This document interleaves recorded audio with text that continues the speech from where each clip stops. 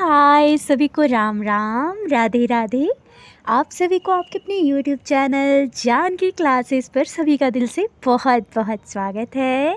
I hope कि आप सभी लोग बढ़िया होंगे, मस्त भी होंगे और अपने तैयारी में भी लगे होंगे। तो चलिए आज के सेशन की शुरुआत करते हैं, जो कि बहुत ही महत्वपूर्ण टॉपिक होने वाला है। तो थोड़ा सा पेशेंस बना के आप लोग वीडियो में ज़रूर एंड तक बने रहिएगा। अगर वीडियो पसंद आए ना तो एक प्यारा सा comment, like, share and subscribe आप लोग मोटिवेशन के लिए ज़रूर करिएगा। चलिए आज का फर्स्ट क्वेश्चन आपके स्क्रीन पर है। किस राज्य में फूलों की घाटी राष्ट्रीय उद्यान स्थित है? आपके उत्तर प्रदेश में, उत्तराखंड में, अथवा आपके केरला में, अथवा कर्नाटका में? तो आपका राइट आंसर हो जाएगा उत्तराखंड में। चलिए, आपका फूलों की घाटी राष्ट्रीय उद्यान उत्तराखंड राज्य के चमोली जिले में स्थित है, जो वन्य जीवों के संरक्षण के लिए प्रसिद्ध है। इसे यूनेस्को ने बायोस्फीयर नेटवर्क 2005 में शामिल किया गया था। इसके अलावा शांत घाटी, जो जैव विविधता हेतु प्रसिद्ध है, यह केरला राज्य के पलक्कड़ जिले में नीलगिरी की पहाड़ियों पर स्थित है। चलिए अब नेक्स्ट देख लेते हैं। यहाँ तक देखते चलिएगा, एक एक टॉपिक आप लोग के लिए बहुत महत्वपूर्ण है। हाँ, सारे PYQ हैं और आपका PYQ देखिए, ये जो जीरे पे क्वेश्चन देखिए, ये जो दे रहा है ना, ये जीरे पे क्वेश्चन है। और आपका ऐसे ही क्वेश्चन टॉपिक वाइज हर बार किसी न किसी तरह 2 से 4 बार तो हमेशा पूछ ही लिया जाता है। तो अगर आप लोग PYQ लगा के जाते हैं ना, तो आप लोग को पता होगा कि कैसा क्वेश्चन आएगा, तो आप लोग मैनेज कर लेंगे। चलिए नेक्स्ट क्वेश्चन है आपके स्क्रीन पर। मैं पतला सा हूँ पर छोटा हूँ, भूरा भी हूँ और काला भी हूँ, गर्म घी और तेल में मैं खुशबू फैलाता हूँ, दही और जलजीरों में भून कर डाला जाता हूँ, सोचो सोचो कौन हूँ मैं? उपयुक्त पहेली में उल्लेखित मसालों को पहचानिए। आपके टर्मरिक, आपका हल्दी, दालचीनी, जीरा अथवा आपके लौंग। तो यहाँ पे आपका राइट आंसर हो जाएगा जीरा। चलिए नेक्स्ट है आपके स्क्रीन पर। यहाँ पे थोड़ा सा व्याख्या भी दे रहा है। उपयुक्त पहेली के अनुसार इन मसालों में जीरा सही उत्तर होगा।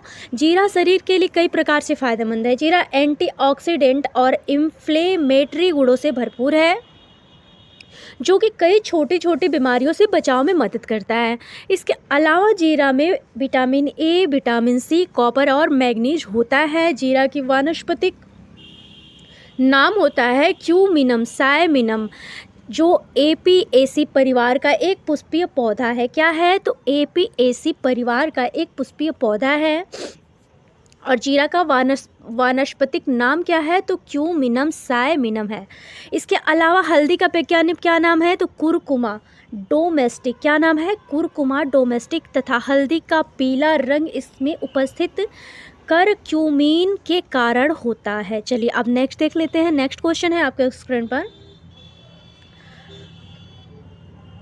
विच is the major component of CNG? आपके CNG का मुख्य संघटक क्या है? तो यहाँ पे आप लोग को देखने को मिल रहा है एथेन, प्रोपेन, ब्यूटेन और मेथेन। तो यहाँ पे आपका राइट आंसर हो जाएगा मेथेन। क्या हो जाएगा? मेथेन। चलिए नेक्स्ट है आपके स्क्रीन पर। CNG का मुख्य घटक मेथेन है। CNG में मेथेन की मात्रा आपकी 19% CNG, जिसका पूरा नाम है कॉम्प्रेस्ड नेचुरल गैस, संपीड़ित प्राकृतिक गैस। CNG का प्रयोग वाहनों में ईंधन के रूप में किया जाता है। इसमें वायु प्रदूषण नहीं होता है। वास्तव में CNG प्राकृतिक रूप से पाए जाने वाले ज्वलनशील गैस को अत्यधिक दबाव के साथ सिलेंडर रखने में बने तरल को कहते हैं। इस गैस को वाहनों में प्रयोग करने के लिए 200 से 250 किग्रा वर्ग सेमी तक दबाया जाता है। चलिए नेक्स्ट को। किसी पर्यटक ने किसी राज्य के ग्रामीण क्षेत्र के अधिकांश घरों के नीचे दिए गए अनुसार विवरण दिया है कि इस क्षेत्र में वर्षा बहुत कम होती है, मौसम सामान्यतः गर्म रहता है और लोग मिट्टी के घरों में रहते हैं। घरों की दीवारें मोटी बनाई जाती हैं और इन दीवारों को मिट्टी से लीपा पोता जाता है। घरों की छतों को कटेली झाड़ियों से बनाया जाता है। यह राज्य आपका होना चाहिए मध्य प्रदेश, गुजरात, राजस्थान अथवा झारखंड। तो ये आपकी जो विशेषता बताया है, आपके राजस्थान की बताया। राजस्थान जो जगह है ना, बहुत गर्म जगह है। यहाँ पे जो है ना, मिट्टी का घर मिलेगा आप लोग की। इनके घरों की छतों को कटीली झाड़ियों से बनाया जाता है, जो कि आप लोग यहाँ पे देख सकते हैं। मौसम सामान्यतः गर्म रहता है। घर की मिट्टी दीवारें मोटी बनाई जाती है, इन दीवारों को मिट्टी से लिपा पोता जाता है। घर की छतों की कटीली झाड़ियों से बनाया जाता है, जो कि आपका राजस्थान है। यहाँ पे आप लोग व्याख्या भी दे सकते हैं। राजस्थान राज्य में बहुत कम वर्षा होती है। राजस्थान में मौसम सामान्यतः गर्म रहता है और यहाँ के लोग मिट्टी के घरों में रहते हैं तथा घरों की दीवारें मोटी बनाई जाती हैं ताकि गर्मी अंदर की ओर ना प्रवेश कर सके। इन घरों की छतों को कटीली झाड़ियाँ से बनाया जाता है और इसमें नीम, कीकर आदि की लकड़ी का प्रयोग किया जाता है, जिसमें लंबी समय तक कीड़े न लगे। इन घरों के दीवारों में मिट्टी के साथ भूसे का लेप बनाकर लगाया जाता है, जिसमें इनकी दीवारें को मजबूती से बनाए रखे। चलिए अब नेक्स्ट देख लेते हैं। नेक्स्ट है आपके स्क्रीन पर Charminar is a very famous tourist place. This place surrounded by mountains and is it located is। तो चार चिनारी एक बहुत प्रसिद्ध पर्यटक स्थल है। यह चारों तरफ से पर्वतों से घिरा हुआ है तथा जिस शहर में स्थित है उसका नाम है आपके हैदराबाद है, मैसूर है, लखनऊ है अथवा श्रीनगर है। तो आपका राइट आंसर हो जाएगा श्रीनगर। क्या हो जाएगा? तो श्रीनगर। चलिए नेक्स्ट है आपके स्क्रीन पर। यहाँ पे आप लोग देख सकते हैं चार चिनारी श्रीनगर का प्रसिद्ध पर्यटक स्थल है जो चारों तरफ से पर्वतों से घिरा हुआ है। यह चार चिनारी डल झील के निकट स्थित एक द्वीप है जिसके चारों कोनों पर राजसी चिनार के पेड़ों के उपस्थिति से चिन्हित है। इसका निर्माण मुगल बादशाह आपके औरंगजेब ने अपने भाई के मुराद ने उनके भाई औरंगजेब के भाई मुराद ने करवाया था। चलिए अब नेक्स्ट देख लेते हैं। निम्नलिखित में से उस जानवर को चुनिए जो सुनने की संवेदन से शक्ति इतनी तीक्ष्ण है कि वह पत्तों के हिलने और घास पर किसी जानवर के चलने तक का अंतर पहचान सकता है। आपका स्लॉथ है, टाइगर है, डॉग है अथवा हॉर्स है। तो यहाँ पे आपका राइट आंसर हो जाएगा। देखिए आपका जो है ना बाघ जो है ना, ये बाघ की ये जो आपको विशेषता बता रहा है ये तो बाघ की विशेषता है, लेकिन बाघ में क्या क्या विशेषताएं हैं? बाघ जो है अपनी मूंछों से दिशा का पता लगाता है। बाघ जो है अपने 3 किमी दूर तक ही अपने जो मूत्र करके अगर जाता है तो वो उस गंध को पहचान करके वहाँ के आगे जाने के लिए वो जो रास्ता है, कौन गया है कौन नहीं गया है, वहाँ तक शिकारी का पता लगा सकता है 3 किमी दूर तक। और ये अपने मूत्र की गंध से ये रास्ते की पता लगाता है, शिकारियों का पता लगाता है। और इसके कान जो होते हैं इतने तीक्ष्ण होते हैं कि अगर उसके पत्ते हिले और घास पर किसी भी जानवर के चलने में अंतर हो तो वो तुरंत पहचान लेता है। बाघ में बहुत ज़्यादा खासियत है और बाघ पे आपके बहुत क्वेश्चन बन करके आपके सीटेट में पूछे गए हैं। तो अगर आप लोग बाघ का एक एक कॉन्सेप्ट देख के देखिए, बाघ, हाथी, आपके बाज, उल्लू, गिद्ध, इन सब पे क्वेश्चन बहुत बनते हैं। ठीक है, चलिए अब नेक्स्ट देख लेते हैं। चलिए यहाँ पे आप लोग देख सकते हैं बाघ भारत का राष्ट्रीय पशु है जो अपनी शक्ति और जुझारूपन के लिए जाना जाता है। बाघ एक ऐसा जानवर है जिसके सुनने की संवेदन शक्ति इतनी तीक्ष्ण होती है कि वह पत्तों के हिलने और घास पर किसी जानवर के चलने में अंतर कर सकता है। भारत में सर्वाधिक बाघ मध्य प्रदेश राज्य में पाए जाते हैं, इसीलिए मध्य प्रदेश को भारत का टाइगर स्टेट भी कहा गया है। भारत में बाघों को संरक्षित करने के लिए 1973 ईस्वी में प्रोजेक्ट टाइगर आरंभ किया गया था। इसके अलावा बाघों को संरक्षण के लिए प्रत्येक 29 जुलाई को राष्ट्रीय बाघ दिवस भी मनाया जाता है। इसके अलावा स्लॉथ भालू जैसे दिखने वाला जीव है परंतु भालू नहीं है। यह दुनिया का सबसे आलसी जीव माना जाता है। आपका जो स्लॉथ है ये 17 घंटे लगभग सोता रहता है और ये इसकी उम्र कितनी होती है तो आप लोग बताएंगे मात्र 40 वर्ष। ये इतना आलसी जीव है कि अपने जीवन में मात्र ये 2 से 4 पेड़ के ही पौधे से ही अपना पूरा जीवन बिता लेता है। ये 17 घंटे सोता है। एक पेड़ की पत्ती जब तक ख़त्म नहीं हो जाती है ये दूसरे पेड़ पर नहीं जाता है। और आपके स्लॉथ पे भी बहुत क्वेश्चन आपके सीटेट में पूछे गए हैं। चलिए अब नेक्स्ट देख लेते हैं। कौन सा युग्म आपका सही है, आपसे पूछ रहा है। बोल रहा है वीट, टैपरूट, गेहूँ, मुसलाजड़। आपका मक्का मुसलाजड़, गाजर मुसलाजड़, बांस मुसलाजड़। तो देखिए आपसे जो पूछ रहा है ना यहाँ पे कौन सा मुसलाजड़ यहाँ पे सही है। Which of the following pair is a correct आपके। तो यहाँ पे आपका राइट आंसर हो जाएगा कैरेट, टैपरूट, गाजर जो है आपका मुसलाजड़ होता है। चलिए अब नेक्स्ट देख लेते हैं।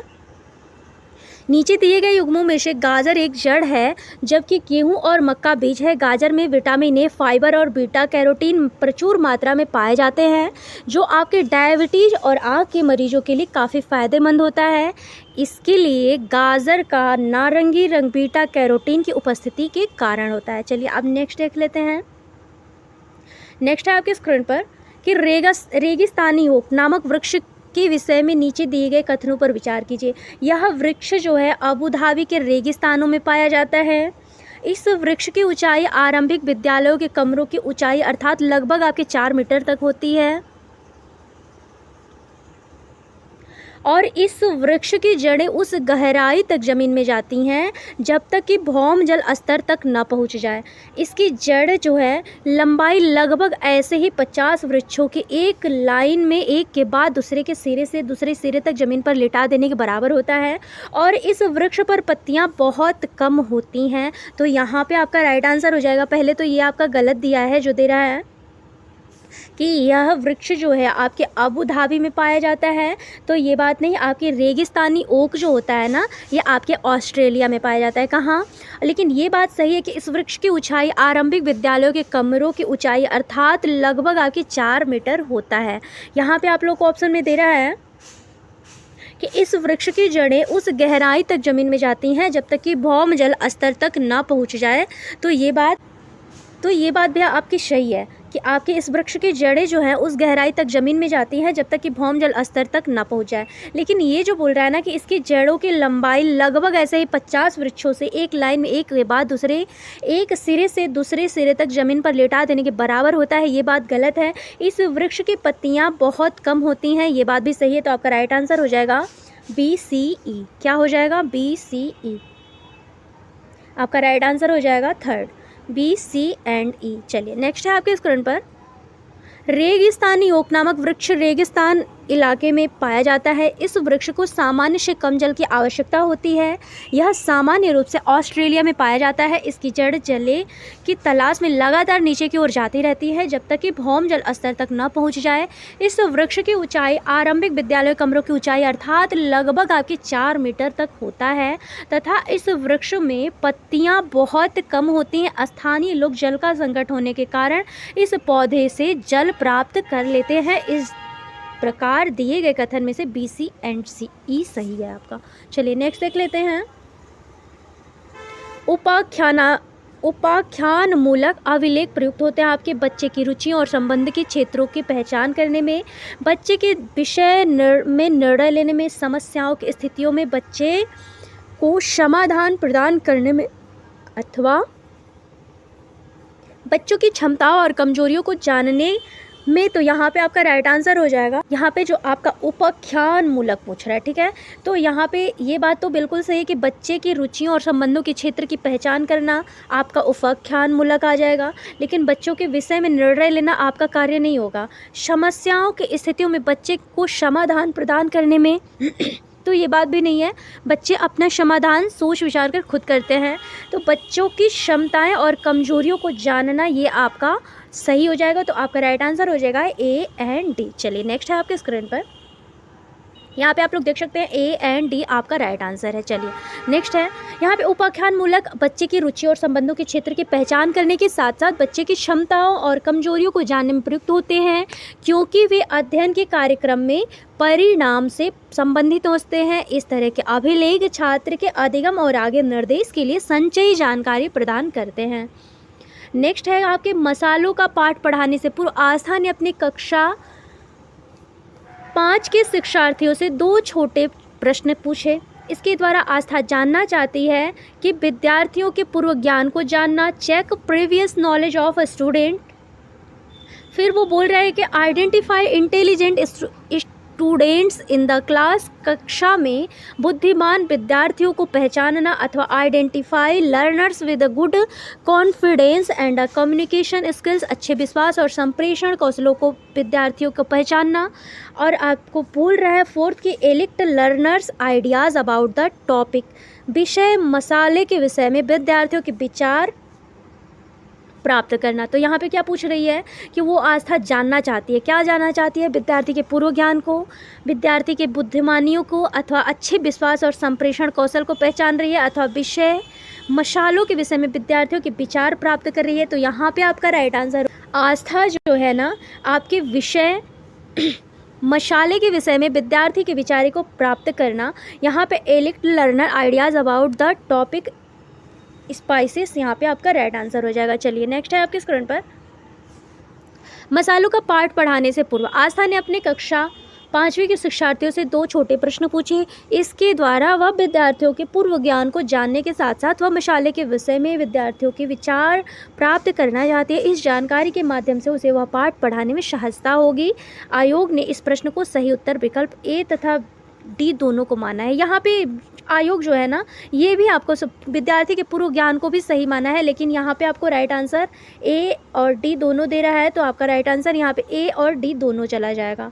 चलिए, विषय मसाले के विषय में विद्यार्थियों के विचार को प्राप्त करना और आपका पूर्व ज्ञान जानना भी आपका पॉजिटिव वर्ड है, इसलिए आपके आयोग ने दोनों आंसर सही माना है। चलिए नेक्स्ट है आपके स्क्रीन पर, माधवी अपनी कक्षा के को क्षेत्र भ्रमण पर ले गई। वापस आने के पश्चात उन्होंने अपने विद्यार्थियों के साथ भ्रमण पर चर्चा की। इससे जिस रूप में व्यक्त किया जा सकता है वह है आपके असेसमेंट ऑफ लर्निंग अधिगम का आकलन, असेसमेंट ऑफ लर्निंग अधिगम के लिए आकलन, अथवा आपका असेसमेंट एज अ लर्निंग आकलन अधिगम के रूप में, अथवा असेसमेंट वाइल लर्निंग अधिगम के दौरान आकलन। तो यहाँ पे पूछ रही है माधवी अपनी कक्षा को लर्निंग अधिगम के लिए आकलन जो है आपकी भावना माधवी हैं, जो कि अपनी कक्षा के क्षेत्र भ्रमण पर ले जाती हैं। वापस आने पर पश्चात उन्होंने अपने विद्यार्थियों के साथ भ्रमण पर चर्चा करी। इससे जिस रूप में व्यक्त किया जाएगा वह है आपका अधिगम के लिए आकलन, असेसमेंट फॉर लर्निंग। चलिए नेक्स्ट है आपकी स्क्रीन पर,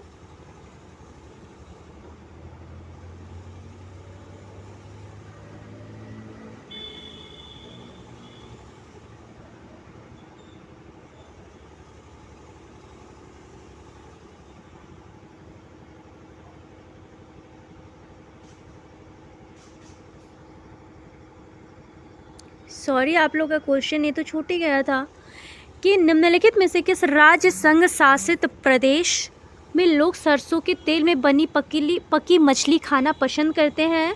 तो सरसों का तेल अगर आपसे पूछेगा तो वो हो जाएगा आपका कश्मीर। अगर आपसे नारियल का तेल पूछेगा तो आपका हो जाएगा गोवा। चलिए नेक्स्ट है आपका स्क्रीन पर, कश्मीर है संघ शासित क्षेत्र के लोग सरसों के तेल में बनी पकी मछली खाना पसंद करते हैं क्योंकि यहाँ सरसों के तेल की उपलब्धता आसानी से हो जाती है। इसके अलावा गोवा राज्य का सर्वाधिक प्रिय भोजन नारियल के तेल में बनी मछली है क्योंकि यहाँ के क्षेत्र में नारियल की उपलब्धता आसानी से हो जाती है। इसके अलावा कुछ राज्य संघ शासित क्षेत्रों के व्यंजन निम्नलिखित हैं। चलिए नेक्स्ट है आपके स्क्रीन पर, देखिए आपका क्वेश्चन जो था आपका व्याख्या भी देगा।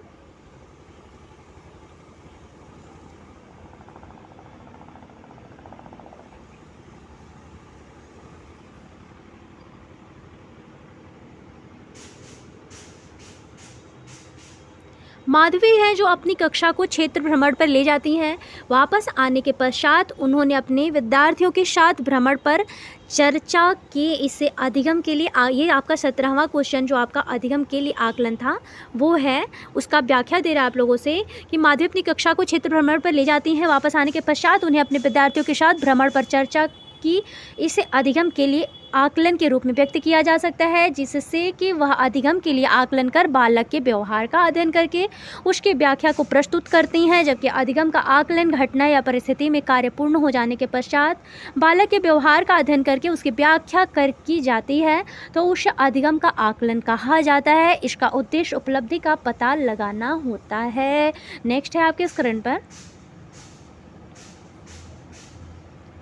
आपका 19वां क्वेश्चन, वो शायद 18वां क्वेश्चन था, आपका 19 क्वेश्चन है आपकी स्क्रीन पर।